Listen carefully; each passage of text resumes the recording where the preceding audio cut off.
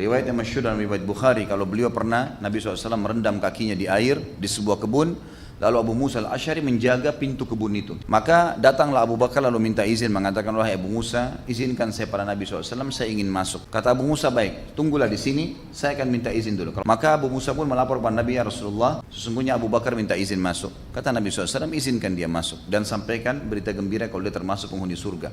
Masuklah Abu Bakar duduk di sisi kanan Nabi SAW, yang waktu itu Nabi musim panas, lalu beliau merendam kakinya di air dingin.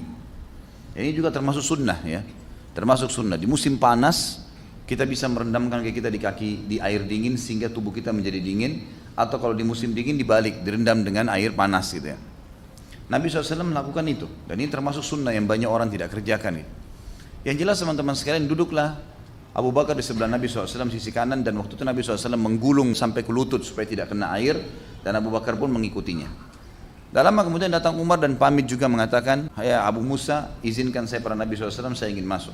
Kata Abu Musa, baiklah, tunggu di sini. Masuk ke dalam mengatakan, ya Rasulullah, Umar minta izin. Kata Nabi SAW, izinkan dia masuk dan sampaikan kalau dia termasuk penghuni surga, dan beritakan kalau dia akan mati syahid. Masuklah Umar, duduk di sebelah kiri Nabi SAW, lakukan hal yang sama.